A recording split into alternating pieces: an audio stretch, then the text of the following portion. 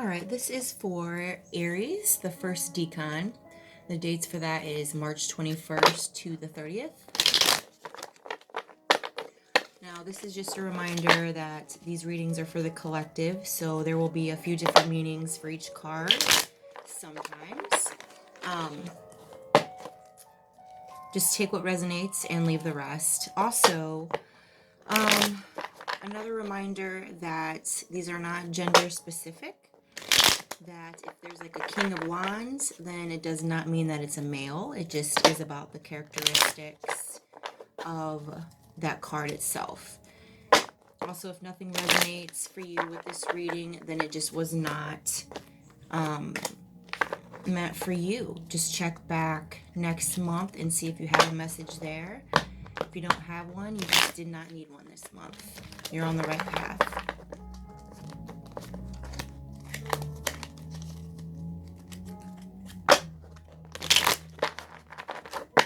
All right. So we have 5 cards here. The number 5 represents major transitions. We all have seasons when it seems like everything is shifting in our life, and we have a supercharged growth spurt. This is a calming reminder that transitions can be intense, even when we are experiencing changes we've longed for or worked hard for.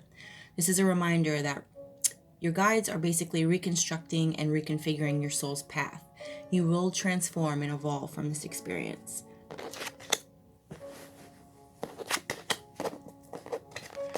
Oh, wow.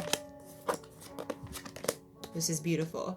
All right, so your first card here is the World card, which is the fulfillment card, okay? So the World is basically, there's going to be massive fulfillment here in July.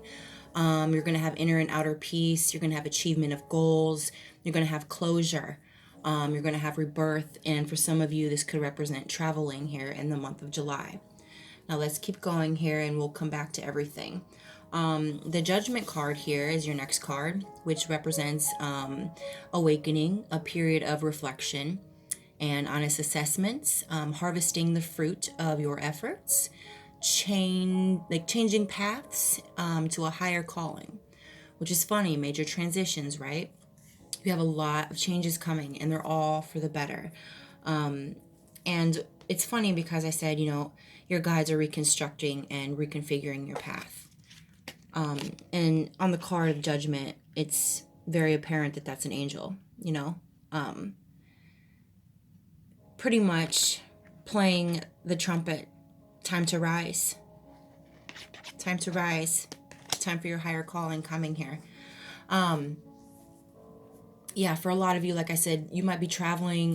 There might be different jobs you're considering, etc., etc. You're definitely awakening. There's rebirth coming. There's things you're putting in your past, and you're closing them. You're closing those chapters. They no longer serve you.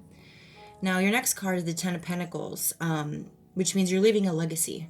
It could also represent like saving for retirement or inheritances, basically security for your family or for yourself if you don't have a family quite yet, and either which way, like, you're leaving a legacy. So not only are these changes internal,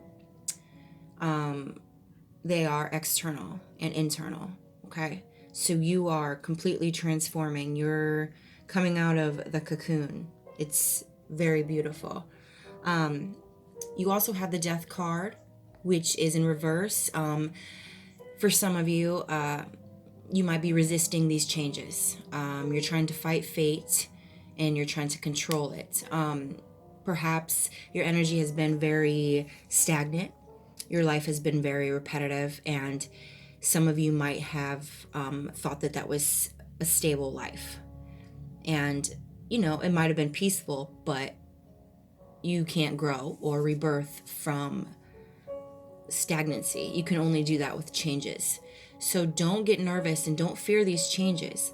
A lot of you might be, because you're not used to having so many good things, especially all at once, coming at you so fast. Like, the beginning said major transitions. Like, these are going to be major. These are going to be things that you've been longing for. Your wishes are coming true and you deserve them. They are being divinely sent to you, okay? So just keep an eye for that. Stay with positive thinking. To fight fear is to remember all the hard work and that you earn this, okay? Their last card is the Devil card. It represents like excess, or for some of you, like addictions, not letting go, material, wealth, obsessions, shadows, making sacrifices, just change, abandoning certain comforts, it goes back to that stagnancy, I feel, in this reading. You're working on letting a lot of things in your past go. You're going to have closure, but some of you are just in such a habit of holding on to it. It's going to be harder for some to let go. A lot of your shadows are going to be creeping up, which is going to help your internal being, okay? Focus on those shadows and accept the darker parts of yourself. And the more you notice them, the more you accept them, the more they eventually change. And you can see those patterns and you can fix them. A lot of you are going to be cutting out addictions. You're going to be making a lot of sacrifices. And it's basically being told for you to let go of things that are no longer serving you. And move on, because great things are happening. They're not allowed to come with you on this path. And eventually with changes comes some negative aspects with that. And they're not negative, but they will feel like it at the time, because you might be losing a lot of things that you were holding on to, even people that meant the world to you, but they were not on your same level. They're staying stagnant. They're not trying to evolve, and that's why you feel like you aren't, because you're in their energy. So you need to let them go. You don't have to be harsh about it or anything. It will be hard. You'll feel like you'll have loss, but you're going to gain way much more.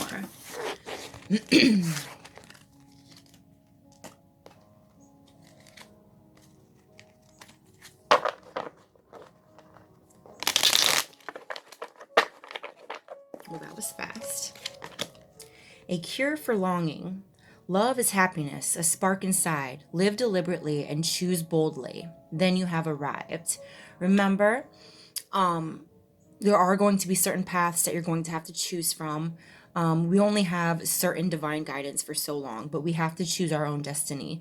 That is how we learn, and that is how we choose the next path, by learning from how we chose the last one. Do you understand what I'm saying? Also, a lot of you, there is going to be new love coming. That fulfillment that you have been searching for some of you, that is love, and it is coming. Also, you have light. Look to the space between the trees for answers.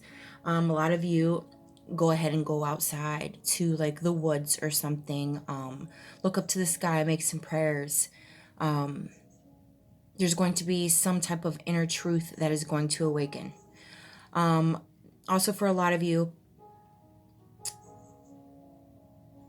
the light, I feel, represents within you.